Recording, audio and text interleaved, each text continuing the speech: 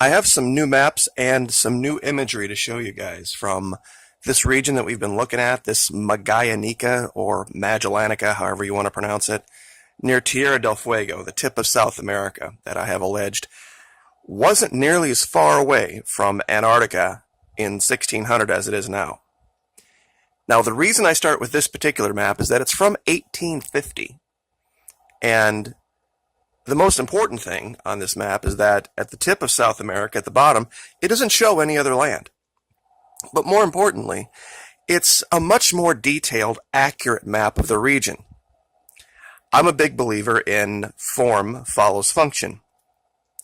We don't see all of the crazy images on this map. I mean, we see some of trees and Indians and certain animals, very calm, but nothing like what we saw in maps from the 1500s. Now, how they created maps in the 1800s was virtually the exact same way they created maps in the 1500s. Why so different? The reason, of course, has to do with technology. Maps in the 1500s were not only meant to show the lay of the land, so to speak, but what could be found there. And that's what I'd like this video to be about. They found very different things. And if you were going to send a warning to someone about what they could find, this would be the best way to do it if they were going to travel to the region. Now, the ability to defend yourself in 1850 was very, very different than 1550. We had weapons. I mean, modern, everyday types of weapons that you and I would define guns, basically. Now, in this older map, though, there is something that I would like to show that I see repeating over and over again. They show these very tall, light-skinned inhabitants that you don't see down there now, but almost all of them have bows and arrows, clubs and shields.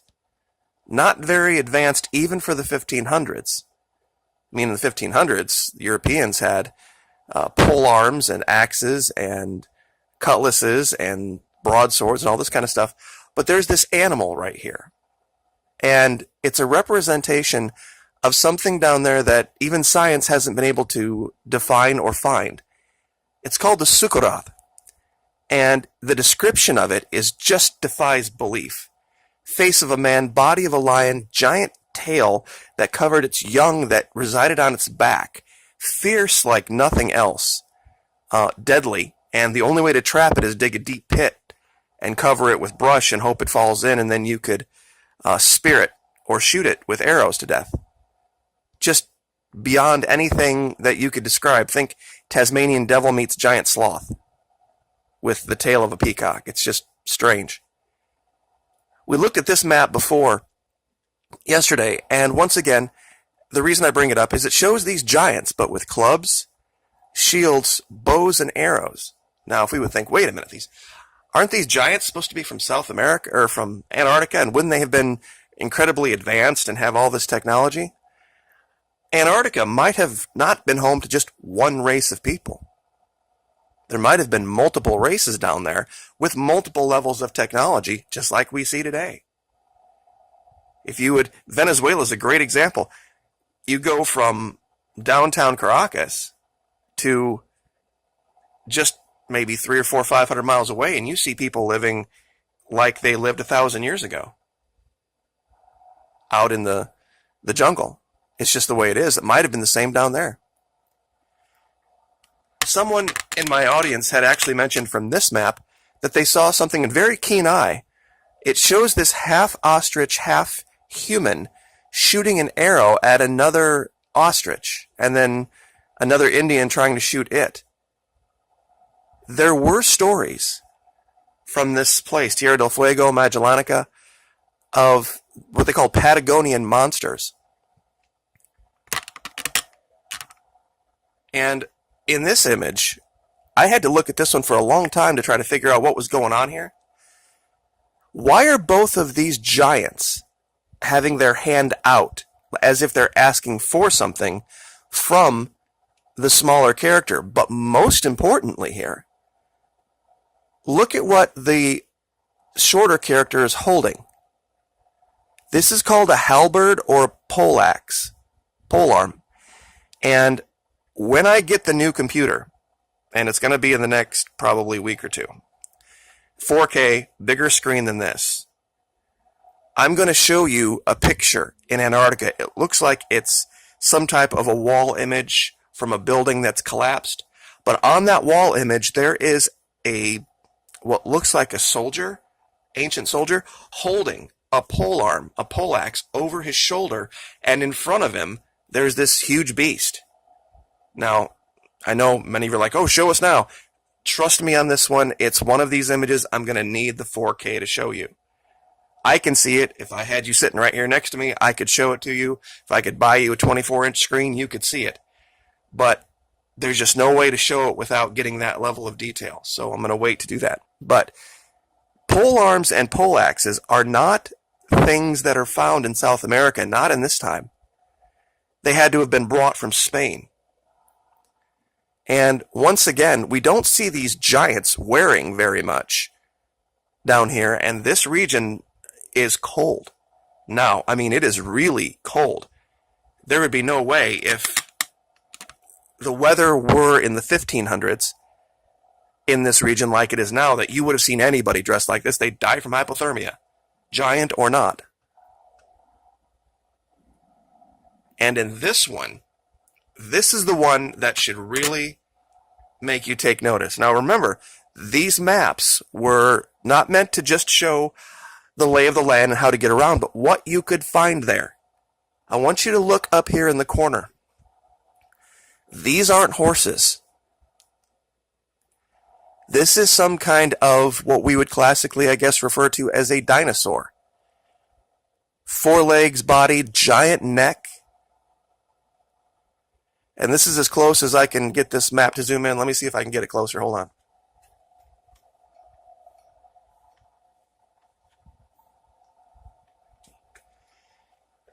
I guess I was wrong about that. Why would someone have... I just can't even think of what animal they would be representing here, given the size of it next to a tree, sitting down. Seriously, what could that be that we know of? And once again, here we see the giant, but the giant is what? Holding a club, and animals, what I think they're referring to here might be jaguars, are only barely knee-high. Now, some people ask, why are giants always wearing almost next to nothing? At the time, many people wore clothing made from animal skins. Well, most of the animals that they would kill were larger than they were, so there wasn't this need to sew multiple pelts together to create things to wear. You just had to basically kind of cut holes in them or create some kind of fastener. Well, if you're a giant that's 20 feet tall, unless you have some type of sewing skill or someone working for you, you're not going to have much to wear. And, you know, if you're a giant, most of them were described as batshit crazy anyway. Maybe you just didn't care. This region down here, and this one actually shows the advent of firearms. This guy has a rifle. So this might be the beginning of the end of the giants, because giant or not, you know, firearms are the great equalizer. I don't care if you're 20 feet tall or 40 feet tall. If I've got a 50 caliber handgun, you're not going to probably live through 3 or 4 rounds. It's just not going to happen. There were also stories like this, which is, you know, almost unbelievable. But once again, the most important thing about this picture is look in the background, not these two in the front, but the two in the background right here in the middle. Look at the size of them versus the opening of the hut. You would think if someone was going to create a hut, they would create an opening that they could walk through. Well, these creatures in the background clearly didn't create this hut. So if this is 5 feet, 6 feet tall, these things would have to be, what, 8, 9 feet tall? I mean, it wouldn't have been hard for the artist to create this cabin in the background a little bigger, or create these things smaller. just a little bit, just to show if they were really. I don't think the scale is wrong here. It wouldn't have been that difficult to put it to scale if this were what they were trying to describe. Now, a couple locations in Antarctica I wanted to show before we get out of here. I know we're already over 10 minutes. Shadows.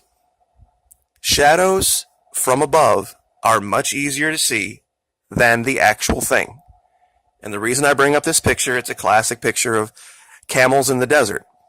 You can see the shadow clearly, but look at the animals that are casting the shadow. If you took all the shadows away and I just showed this little kind of lighter brown region and said, look, it's a camel, most of my viewers would go, no, it's not. It's just a pile of dirt. It's just a different color amount of sand and some strange thing. It's not a camel. Without the shadow, you wouldn't know. Now, let me show you something in Antarctica. In this region, this is the Mertz Valley, where there are dozens and dozens of finds. This has this structure right here, this shadow. There is no good explanation for that other than an antenna array of some kind. Nothing out here. If this is truly just wind, ice, rock, and snow, and the wind blowing at this incredible rate that would sandblast anything, nothing natural this skinny and tall would survive. Just no way. And you can see stuff like this all over in this region. And of course, I'll give you the link to it. There's also, very close to this, I think, a fourth, what they call tic-tac structure. Now, this comes from the descriptions from the Navy pilots very recently in the Nimitz incident. They talk about these craft they encountered that were tic-tac in shape, white, oblong, round, 9 to 14 meters or 30 to 46 feet long. And you can get that right from the wiki. You can just look up Nimitz UFO incident, and you can get that information. That's all over YouTube too. So anyway, I just wanted to show this. It's discrete, meaning that it's different than its surroundings. It has this strange purple glow to it. But when you measure it, and I'll show you this, we're going to go ahead and measure in, we'll do meters first.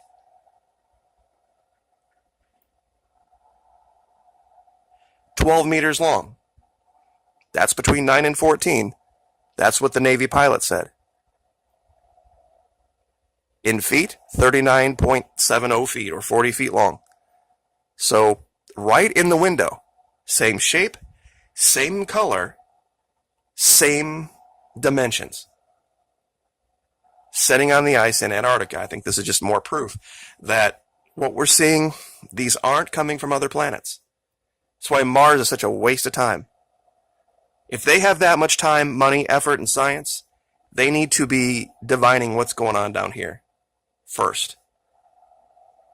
Instead of. Because there's going to be, well, I'm just going to shut up there before I reveal something I can't reveal. Anyway, like, share, subscribe. Thank you so much, and we will see you next time.